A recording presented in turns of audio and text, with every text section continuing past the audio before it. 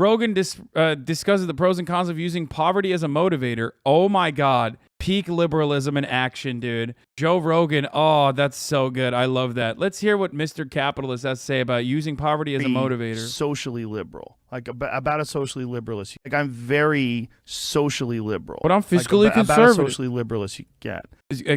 A cap on that one, I think. But let's continue. But more and more as I get older, I start looking at things from a perspective of being a pragmatist. And I start looking at things instead of looking at what do I hope people will do if you give them free money and if you give them free education, if you give them free this and free that and take care of them, I start going, well, what does that do to the psyche? Yeah. And does that force laziness? Like if everyone in this country, let's imagine a world where everyone in this country gets $50,000 a year. Yeah. Everyone. Wow, Joe Rogan is so unique. I love his takes, man. He's so fucking unique.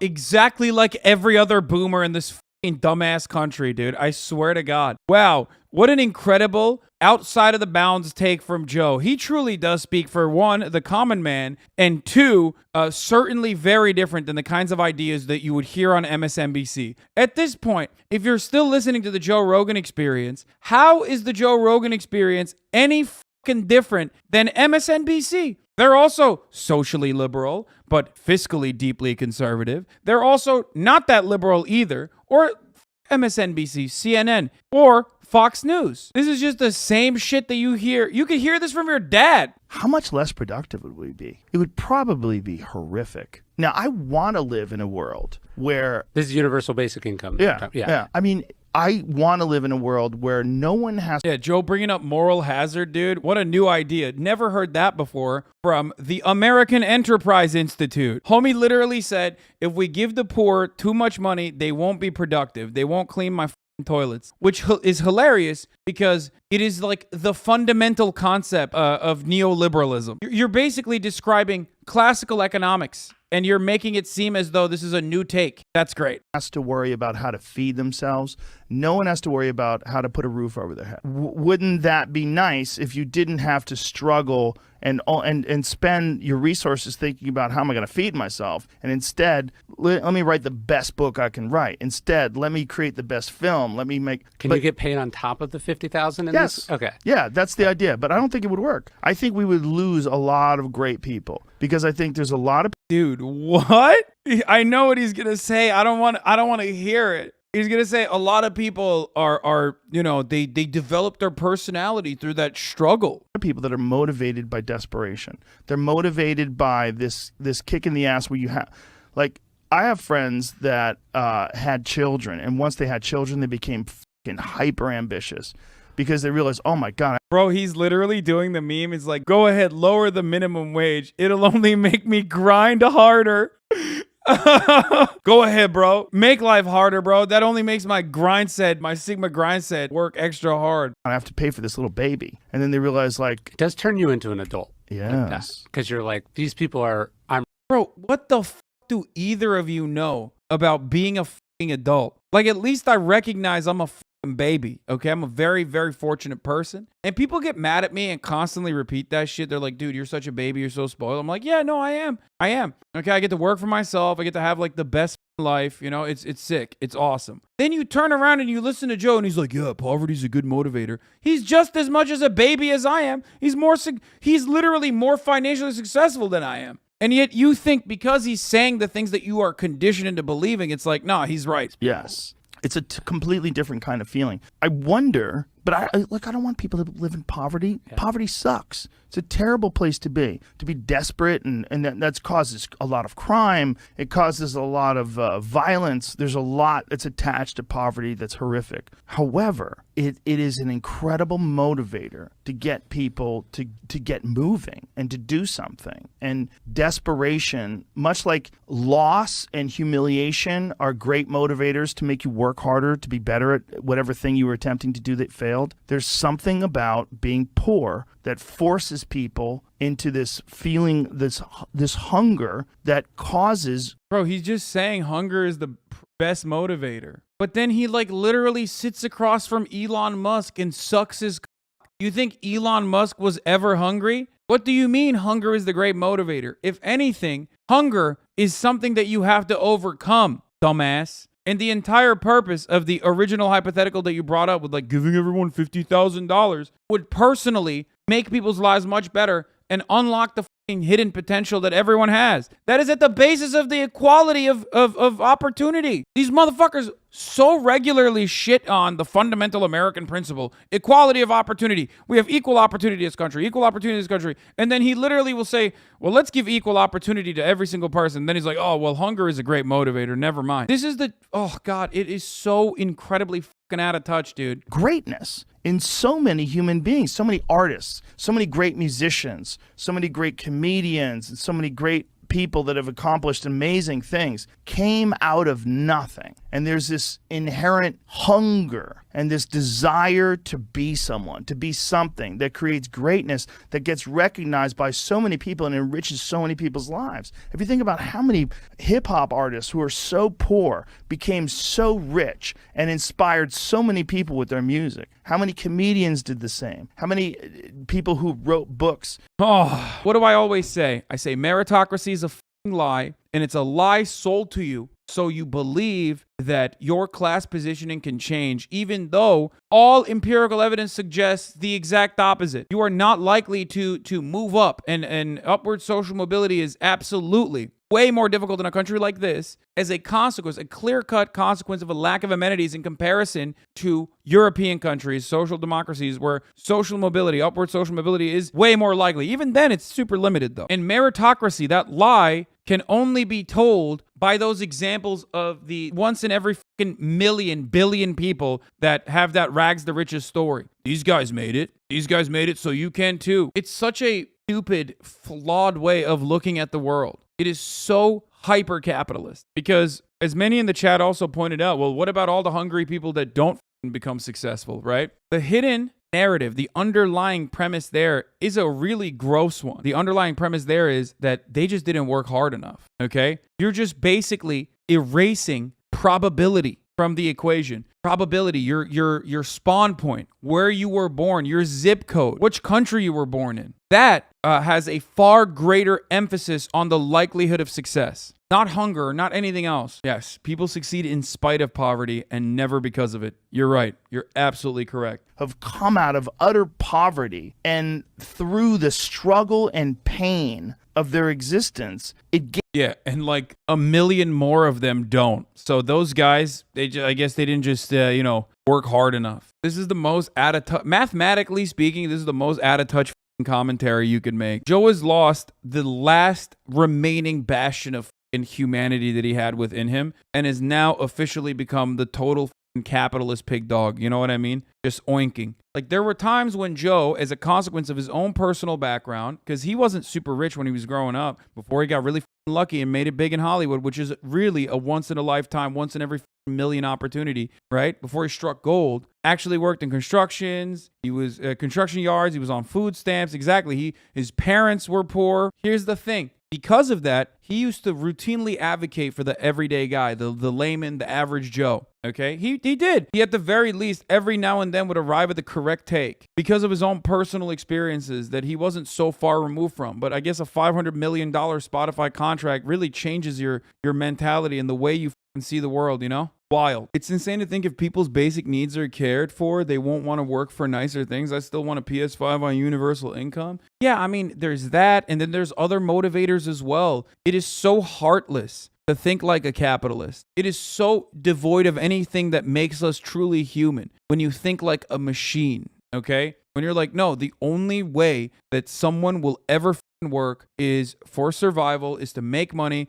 Money is the primary motivator. That's it. There's no other way. You can't have a sense of ownership over your own business in the same way that Joe has, in the same way that I do. You know what I mean? You can't allow other people to have that. There can never be any other underlying reasons as to why someone wants to be successful. And if you don't make sure that the system is designed around keeping people subjugated in that way so that they're destined for a lifetime of wage slavery, they'll become poor leeches. They'll become unproductive workers. Gave life to their words in a way that you're just not going to get sleeping on silk sheets. Yeah, but are you sleeping on silk sheets making 50 grand a year? No. Probably not. So there's No, still you're probably not. a number, But right? yeah, It's there's like a subsistence number. but you don't. But then again, it's like how much encourages people to just exist. That's a crazy argument, man. That's weird how all the spouting this desperation mentality are weird, out of touch rich people. Yeah, I just don't understand that at all, dude. The argument that poverty is a good motivator is the same as arguing that having a literal gun to your head is a good motivator. Fear of death and desperation does motivate people, but it's definitely not the best way and is often causing more harm than good.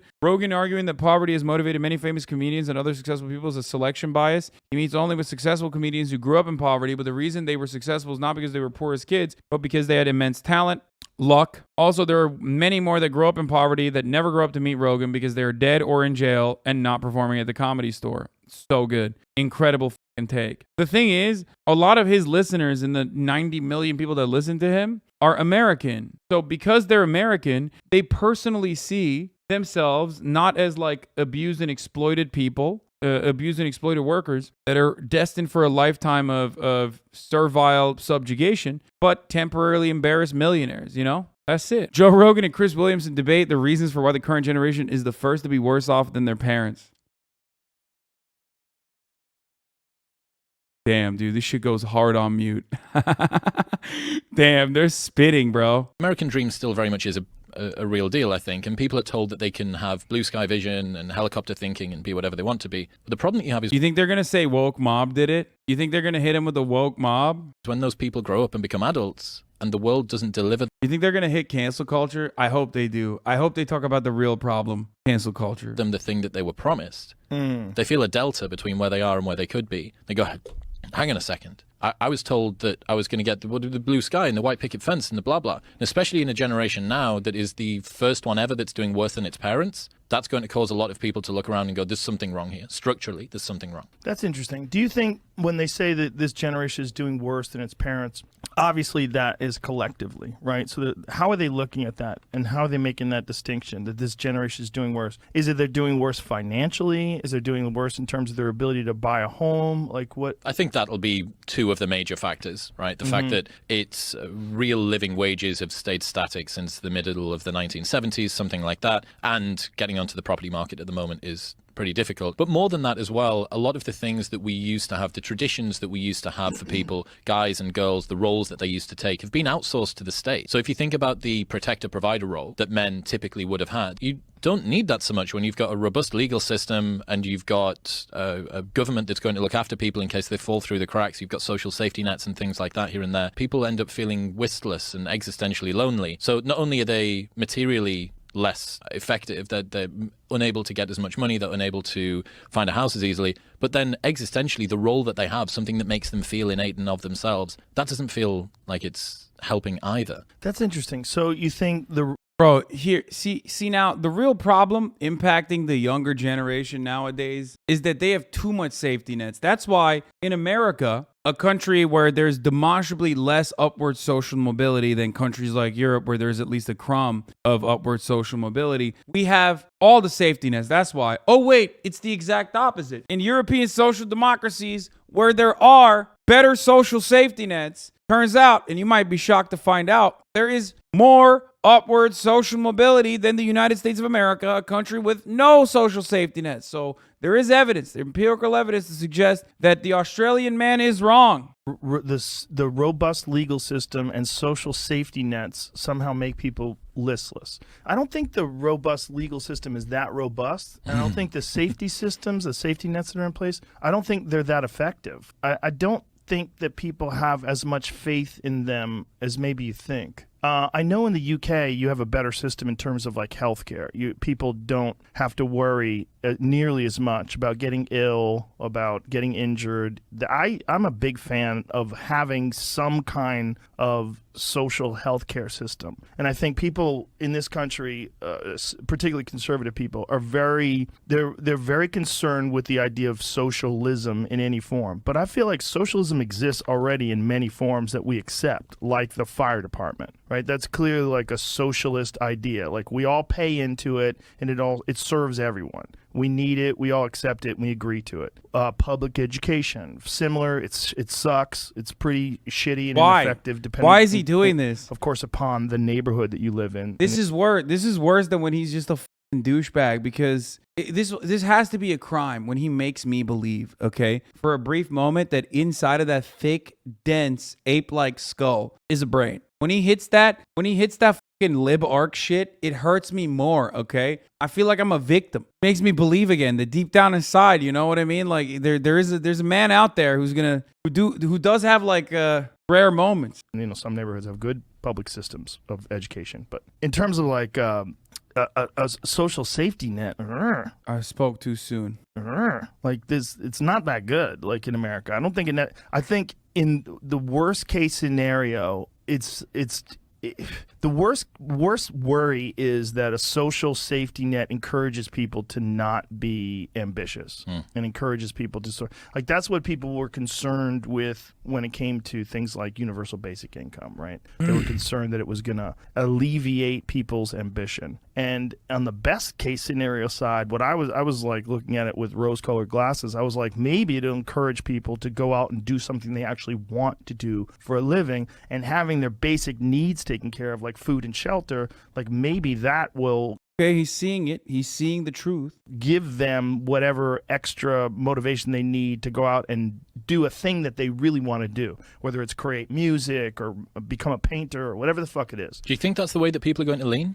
I think you have to have that in you, unfortunately. I think I know people that are just not ambitious. They're just lazy. And if they didn't have any social safety net, maybe they would develop some discipline. But if there is a social safety net, they don't. And the thing What? That's an insane take, brother. That is an insane take. First of all, the argument unironically revolves around like, yeah, they should die. If people have no ambition, they should just die. The second part of that argument is true, okay? Allowing people to prosper. If a society's ultimate goal, okay, as a collective, is to make people prosper and plug the holes, then you need to create at least a base level of material equality. Have some of these needs met. Because you don't know if the dude growing up in fucking O Block, if given the opportunity, is going to become the next NASA scientist. You just don't know. Right now, we have no way of knowing. We haven't tried it. We will never try it. As a matter of fact, that inequality is literally built into the system. And there are still plenty of people that come from backgrounds such as that overcome that incredible amount of structural inequality. So clearly there are plenty of people there. I mean, even, dude, Kia Boys is a great example of this, right? These are like 14-year-olds that steal cars regularly, okay? These are like 12-year-olds, 13-year-olds, 14-year-olds that are stealing cars nonstop. They are so proficient. They're so good at stealing cars and driving it like psychos. That's what happens when you are rudderless. That's what happens when you have a lot of initiative, because it does still take initiative to be able to fucking steal a car, okay? Not laziness. Problem is, they have nowhere to have their ambitions expressed. No one is fucking steering them towards something that's productive. Socialists encouraging theft, nothing new. Yeah, no, I know. Well, ironic, because the entire worldview of socialism or Marxism unironically revolves around the real theft that occurs in the form of wage theft, and stopping that by redesigning the economic organization of society so it will benefit people like you, dangerous individual who probably is a worker and will remain a worker for the rest of his life. The writer grew up and lived in the Netherlands, fantastic social mobility, first generation immigrant parents making minimum wage, living in a terrible neighborhood, still was able to go to university and now make $150K a year at 23, doing 3D design, working 12 hours a day, 7 days a week because I enjoy it so much. Probably wouldn't be possible in the US. So the point I'm trying to make is that, like, I'm not pro car theft, obviously. Those dudes, under different circumstances, those kids under different circumstances would be using that ambition, that initiative for something productive. That's the point. But when a society has these kinds of systemic failures, then they just end up getting in the system early on, and then they're destined for a lifetime of slavery within the prison system, within the criminal justice system. Why? Because they were born in the fucking wrong neighborhood. They had no control over that. Neither did you. An adequate society with adequate social safety nets would make sure that every single individual at least has the capacity to truly exercise their best skill set. That is how we all prosper. Except society is literally designed in a way to ensure that there is a there is an underclass that routinely has to be enslaved. Yes, zip codes do predict success the best. Yes. Thing that you were talking about earlier, like this, there is a problem with generations that feel entitled, and they're given this. There's this attitude. There's a sort of overwhelming idea that the government is responsible for you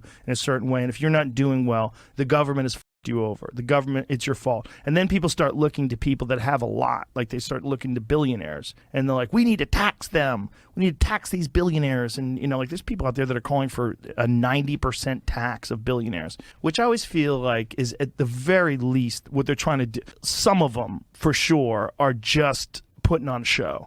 They're just saying that because they want their constituents to go, yeah, they're fighting for us. They're fighting for the working class. Like, are they? You know, I'm not sure they are. I think they're bullshitting. And I think that capitalism is a game. And whenever you're going to have a game, you're going to have people that are like weekend players that go out there and put a little bit of effort into, and they're kind of okay at basketball. And then you're going to have Michael Jordan. Okay, but like there's a load of people that are basically enslaved, destined for a lifetime of wage slavery that make sure that game works, and the game itself is rigged. Sports analogies are always so funny because it's like the closest we can ever arrive at a meritocracy, a meritocratic approach. He's ignoring the factor of generational wealth. Those people didn't work hard for their money. They keep the capitalism machine going. Also, Michael Jordan is such a funny example because like literally a genetic anomaly. You know what I mean? Same with fucking LeBron James. Like it shouldn't take to be a fucking genetic freak anomaly to survive. It's wild. Yeah, you know, some people are just goated like Michael Jordan. Okay.